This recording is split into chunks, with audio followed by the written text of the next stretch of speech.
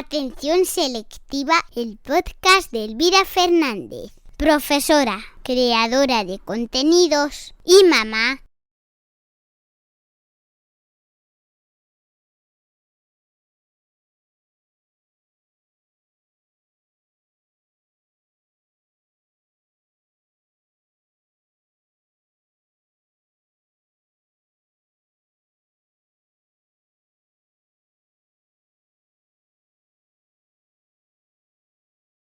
Buenos días, buenas tardes o buenas noches. Te encuentres en el momento en el que te encuentres, te doy la bienvenida al podcast Atención Selectiva. Ya sabes, tu podcast de formato semanal y duración breve. Durante los próximos 15 a 20 minutos te voy a poner al día nuestros 3 pilares fundamentales a la hora de divulgar. Pero antes que nada vamos a hacer un repaso por la actualidad educativa del momento.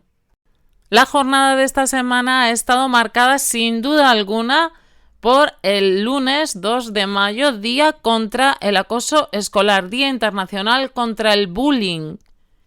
Muchas organizaciones y muchas personas a nivel individual pues se han manifestado a través de las redes sociales, a través de sus medios divulgativos, para visibilizar una fecha que, por desgracia, no dejamos de conmemorar. Uno de cada cinco niños o niñas, una de cada 5, sufren bullying, sufren acoso escolar.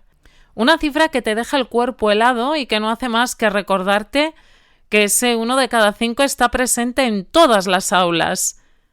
Como siempre digo, negar esta evidencia desde las instituciones, desde los colegios, desde los institutos, es perpetuar este estilo de violencia.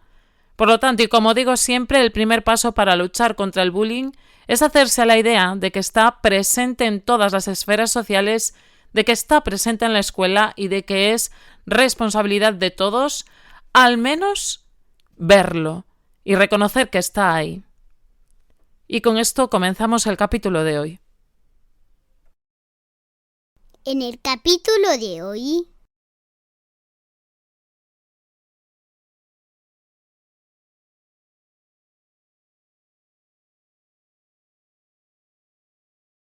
En el capítulo de hoy, volvemos a hablar de uno de nuestros temas estrella, los patios inclusivos. Si eres de los que quieren implementar este tipo de metodología en tu centro escolar, si eres de las que te gustaría que los patios, el patio de recreo de tu centro escolar sea más inclusivo, quédate porque hoy te voy a contar cómo puedes empezar. Así que allá vamos. En los últimos años, una de las temáticas educativas más demandadas en relación a lo lúdico en la enseñanza es la creación de patios inclusivos. La tendencia a valorar el juego como elemento trascendental en el desarrollo de la infancia ha abierto caminos para garantizar la accesibilidad del juego a toda esta, haciéndolo posible para todos y para todas. En este capítulo 28 de la segunda temporada vamos a hablar largo y tendido de patios inclusivos, pero es que esta es una temática en la que ya te he hablado en otros tantos episodios de este podcast cuando hablaba de esa generación alúdica. Búscalo. Ya te hablaba sobre ese artículo 31 de la Convención de los Derechos de la Infancia, en la que se legitima a través de la ONU el derecho a jugar de todos nuestros niños y nuestras niñas. También te expliqué en pasados podcasts que dejamos de jugar, que son múltiples los factores que influyen en que ese derecho al juego sea vulnerado, entre los cuales podemos destacar el hecho de que las ciudades se construyen desde un punto totalmente adultocentrista que deja a la infancia sin un lugar de juego en el que desarrollar toda una serie de habilidades sociales básicas, que serán las futuras herramientas para las relaciones sanas de la vida adulta. En este sentido, los únicos lugares que nos quedan de juego social muchas veces son los patios de recreo, especialmente los de los centros educativos, mucho ha cambiado la visión de lo que significa un patio de recreo, que ya para muchos y para muchas se ha convertido en el bastión de juego de la sociedad actual. No es de extrañar entonces que esta sociedad tan diversa, tan rica en diferencias tanto culturales como perceptivas, pida a gritos una remodelación de los tiempos de recreo. No es de extrañar que se piense en que todos y todas puedan acceder al juego y disfrutar de todos los beneficios, tanto físicos como emocionales, que emana. Pero antes de empezar, al César lo que es del César, hablemos de la diferencia entre patio inclusivo y rediseño del patio escolar. En mi opinión, el mayor error a la hora de abordar un cambio en el patio escolar es la confusión entre lo que es un patio inclusivo y el rediseño de este mismo. Ambas ideas fomentan la inclusión y garantizan el derecho de la infancia a jugar, pero no tiene sentido el uno sin el otro, y el hecho de rediseñar el patio escolar simplemente no lo hace más inclusivo. Me explico. El rediseño del patio escolar es una medida ambiental que influye en el aspecto de este patio. A efectos, lo que se consigue es un cambio más positivo a nivel imagen, pues muda el gris del cemento que tuvo su auge con el boom de la burbuja inmobiliaria. Y es que sí, aunque no te lo creas, esta también afectó a cómo se construyeron los colegios e institutos, dotándolos de pistas de cemento donde practicar deportes. Hay varias corrientes a la hora de rediseñar un patio, pero todas ellas concuerdan con plantear diferentes rincones de juego que ofrezcan una alternativa a la práctica de deportes en las pistas. Podremos entonces pintar rayuelas, ofrecer rincones de teatro, musicales, sensoriales, etc. O bien plantear un patio más basado en respetar un entorno natural, los pocos que quedan, con árboles, bancos y construcciones de madera que permitan un ambiente más sostenible, etc., etc. El rediseño del patio garantiza otras opciones de juego y replantea que en un patio de recreo solamente se juega al fútbol, aunque ya sabes que soy de las que opino que eliminar este deporte no es una buena opción. También lo he contado en otro de mis podcasts. Igualmente, y para empezar, este tipo de conversiones no serán inclusivas si todos los espacios no están al alcance de nuestra infancia en su totalidad. Es decir, todo tipo de estructuras deberán estar planteadas desde las necesidades de un centro y ser accesibles para todo su alumnado. Hay muchos ejemplos de estructuras y rincones para patios en Internet y redes sociales que son de una gran belleza, pero si las analizas según en qué contextos, no respetan la diversidad de muchos niños, de muchas niñas. Por este motivo, una capa de chapa y pintura no garantiza, lo digo bien alto, no garantiza que tu patio sea inclusivo. Tampoco hacer un patio más habitable, plantar árboles o sacar el fútbol, aunque cualquiera de estas acciones es un buen comienzo. Un patio inclusivo, el hecho de hacer un patio inclusivo supone un cambio en la organización del recreo. No tiene nada que ver con el aspecto de un patio, aunque se pueden fusionar ambas corrientes, pero en definitiva, el patio inclusivo promueve un cambio estructural, no ambiental. Para hacer este tipo de patios hay que organizar el recreo de manera que se planteen juegos adaptados a todo tipo de diversidades. Es decir, que el docente o la docente o el centro escolar deben ofrecer diferentes juegos y hacerlos accesibles a todos, al menos un recreo a la semana. ¿Pero cómo empezar con tu patio inclusivo? Pues te lo voy a contar. Si quieres empezar por el trabajo de organización de un patio inclusivo, te cuento entonces cómo puedes empezar. Lo primero que hay que tener en cuenta es el modelo de patios dinámicos de G. Lagar, creadora y promotora de este estilo de recreo. G. Lagar es una especialista en juego y alumnado CEA, condición del espectro autista. Doctora por la Universidad de Murcia con una experiencia en este sector no solo amplia sino única, pues es quien ha promovido antes que nadie el modelo de patio inclusivo. Su libro Patios y Parques Dinámicos es una herramienta muy útil para empezar y me referiré a ella en diversos puntos de este podcast por ser quien ha diseñado los primeros patios inclusivos que en su metodología de juego son llamados patios dinámicos. Prosiguiendo, me gustaría decir que son muchos los centros que hacen actividades similares a los patios inclusivos y no lo saben. Especialmente aquellos y aquellas docentes o centros escolares que promueven actividades adaptadas, apoyadas en sistemas de comunicación aumentada, explicadas para cada diversidad, signadas, con eliminación de barreras y a modo de talleres lúdicos o juegos populares. Seguramente dirás, yo sí hago esto. Y es que muchos ya están en el camino de garantizar ese derecho al juego, pero no lo habían pensado, reflexionado, muchas no lo habían visto desde esta perspectiva. ¿Cuáles son los objetivos de un patio inclusivo? Evidentemente, si queremos que nuestros recreos sean más inclusivos, esto lo haremos con un objetivo central, que será la mejora de la inclusión en el centro. Pero hay otros objetivos que se solapan con este primordial, como podrían ser el garantizar ese derecho al juego que te menciono, mejorar la convivencia escolar y reducir los conflictos entre iguales, o en palabras de la propia Heila Gar, otros como potenciar la autodeterminación. Esto es la decisión de jugar, a qué jugar, cómo y con quién. La autodeterminación es un elemento especialmente sensible en el caso del alumnado CEA y también del alumnado con necesidad de trabajo del lenguaje, pues sus diferencias en la comunicación hacen que no siempre se les entienda.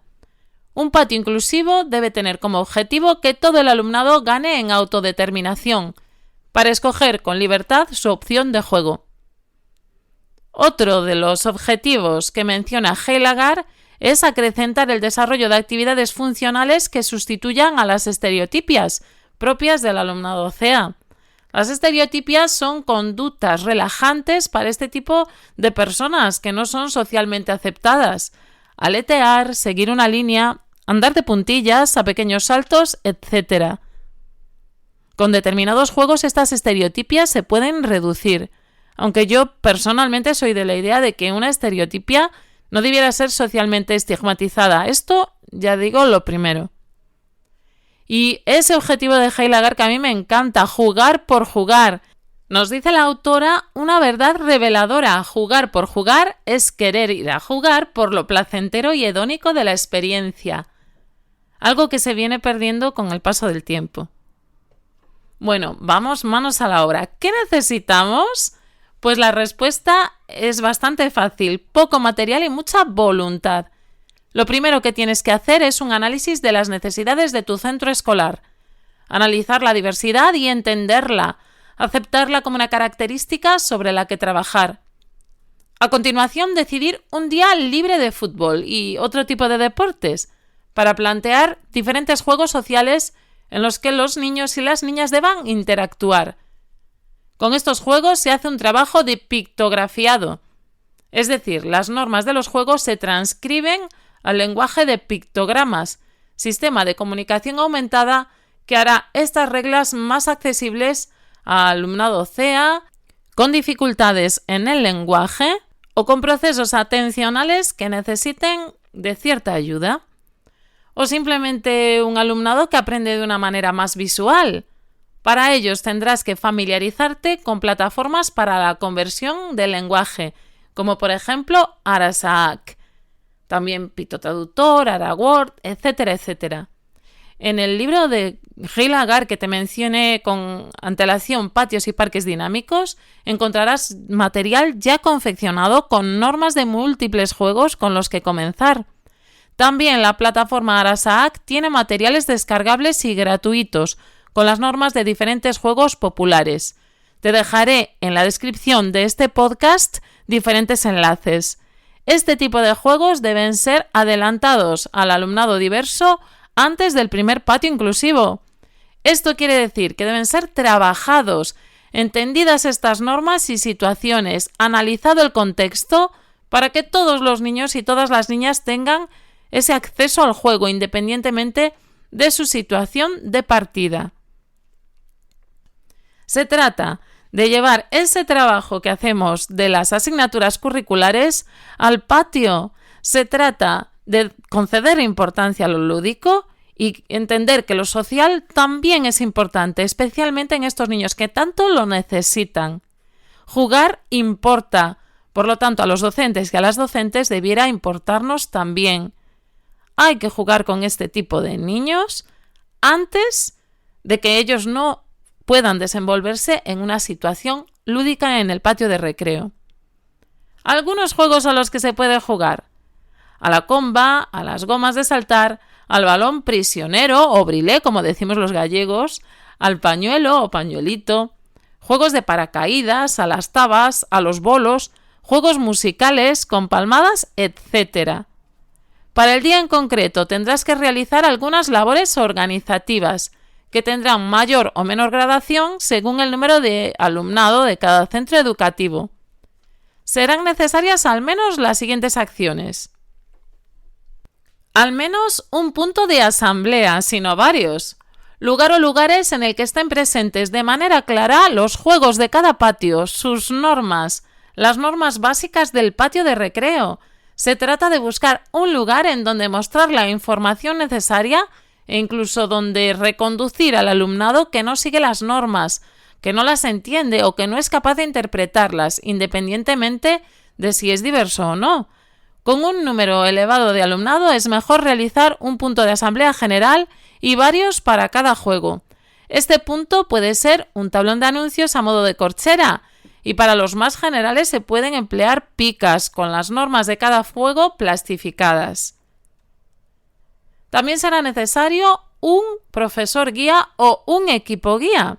Se decidirá quién será ese profesor o esa profesora guía en el juego. Este tipo de profesorado acompaña al alumnado, explica y evalúa la marcha del patio inclusivo. En caso de ser un centro escolar muy numeroso, un solo profesor guía no bastará. En este caso se puede hacer un equipo de profesores encargado de la vigilancia del patio inclusivo, o bien formar a un grupo de alumnos o alumnas para que dinamicen los juegos. Esta opción es muy bonita, pero solo si se hace bien y siempre teniendo en cuenta que un niño, que una niña es un niño, es una niña y no le podemos presuponer la misma actitud ni conocimiento que a un adulto o una adulta.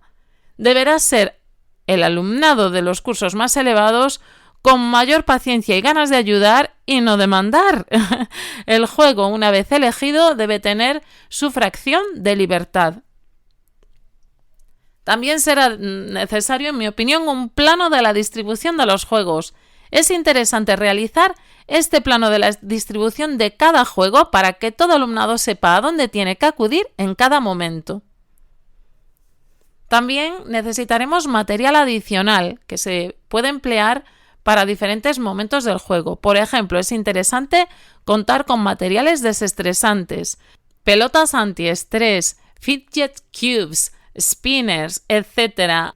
O incluso, y más barato, plastilina para los momentos de espera en las filas u otros lugares. También es interesante gran parte del material del libro de Heilagar acerca de las conductas típicas derivadas de los conflictos en el juego. Por ejemplo, secuencias pictografiadas para cuando el alumnado tiene mal perder, no quiere recoger, no quiere jugar, tiene una pelea con un compañero, etc. Además, me parece fundamental tener normas en el patio. Algo de lo que mucha gente no está de acuerdo, pero yo lo digo. Al igual que tenemos normas del aula o del centro, es interesante plantear unas del patio, pues las interacciones que en él tenemos son muy diferentes a las de otros ambientes en el centro escolar, siempre y cuando éstas sean consensuadas con el alumnado. No poner más normas por poner, fáciles y accesibles, normas que todos puedan cumplir para que la convivencia sea más positiva y mejor. Importante, en un patio inclusivo tiene que haber una evaluación. Una parte muy importante de este proyecto es la evaluación, es evaluar. Es un modelo evaluativo muy simple, guiado por la observación. En este sentido, el equipo guía es muy útil, pues ofrece más puntos de vista.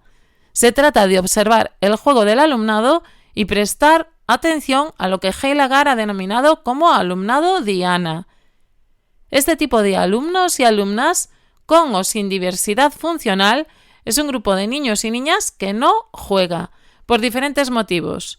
Porque no entiende el juego, porque no entiende las normas, porque está perdido, porque tiene miedo a las interacciones sociales, etc. Con este alumnado debemos actuar de una manera muy sutil pero eficaz, invitándoles a jugar.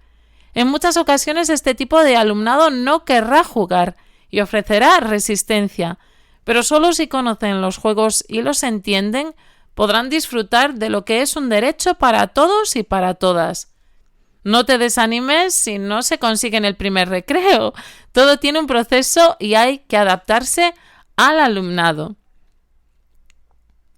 Me gustaría hacer una sección especial para mis queridísimos preadolescentes. Recordemos que, por desgracia, el alumnado preadolescente es un alumnado diana, con o sin diversidad funcional. Pues, gracias a los mass media y a la publicidad, ellos tienen la idea de que jugar es de niños pequeños, de que jugar es infantil, y por lo tanto van creciendo a pasos agigantados, dejando distancia para con el juego. Son ellos el alumnado más vulnerable de un patio escolar, además de los niños y las niñas con diversidad funcional, que evidentemente siempre están en primera línea. No olvidemos nunca a los preadolescentes, el alumnado entre quinto y sobre todo sexto, que no juega porque siente que ya no tiene edad para hacerlo. No hay edad para jugar. A mí me encanta y tengo 42. Y esto es, en resumen, lo que necesitas para empezar tu patio inclusivo. Puede que coincidas en muchos preceptos y otros en los que no estés de acuerdo. Esto es porque diseñar un patio inclusivo es un acto que tiene que ver directamente con la ideología, las necesidades y funcionamiento de cada centro educativo. Con este material, si te es de ayuda, lo que tendrás que hacer es adaptarlo al funcionamiento de tu propio colegio, ganando en autonomía y creatividad. Por último, recuerda que en la cajita de descripción de este episodio te dejo material para que puedas ampliar tu información, así como perfiles que puedas seguir en las redes sociales para la mejora de tu patio escolar. Ánimo compañera, ánimo compañero y no dejes de intentarlo porque realmente merece la pena. Y hasta aquí el capítulo de hoy, que se nos ha quedado un poquito más largo de lo normal, pero claro, es que el tema lo permite. Eso sí, no nos podemos despedir sin la cita de la semana. Ya sabéis que no la perdono nunca, para que te quedes reflexionando durante este fin de semana. La cita de la semana. Y esta semana vamos a recurrir a uno de los clásicos. ¿Y tan clásicos? Pues hablamos de Platón. La cita de la semana de esta semana dice lo siguiente: el tipo de educación más eficaz es que un niño juegue entre cosas encantadoras. Y yo añado, de manera humilde, evidentemente, y sin comparación con el gran filósofo griego, de cosas encantadoras y cosas para todos y para todas, de elementos que hagan del juego algo universal, que cumpla por fin ese derecho de todos y de todas de la infancia al juego. Algo en lo que deberíamos estar trabajando todos los centros escolares en este preciso instante. Y hasta aquí, ahora sí, el capítulo de hoy. Gracias por estar ahí y hoy más que nunca, que ya sabéis que es un tema que me remueve por dentro y me motiva muchísimo. Si conoces a alguien a quien le pueda servir esta información, no dudes en compartir, no dudes en enviárselo a quien tú consideres. Si eres papá o mamá de un niño o una niña diversa, llénate de fuerza y plantéalo en tu centro escolar, a través del AMPA, a través de los canales que el sistema educativo te permite. Si lo estás deseando, si quieres empezar, profesor, profesora, yo te animo muchísimo a que inicies una carrera que te trae éxitos inesperados. Y hasta ahí lo dejo. Comparte, que compartir es crecer a nivel social y que compartiendo desde luego ganamos todos y todas. Nada más. Hasta la semana que viene, amigos.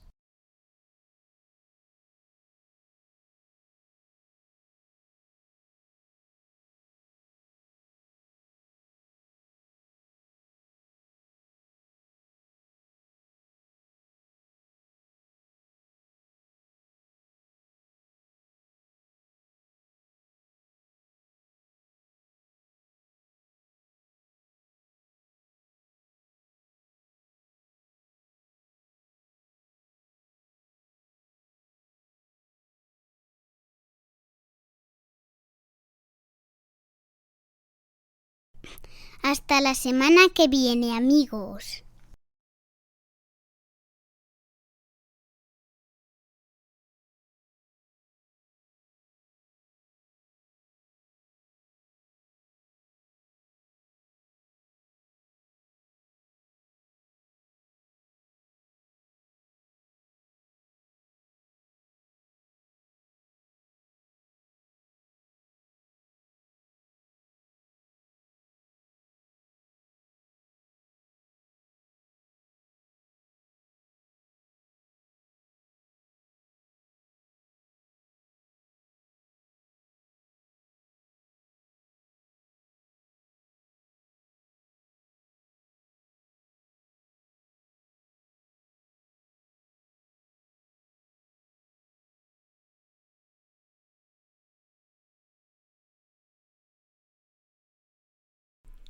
Quédate si quieres escuchar más contenido como este.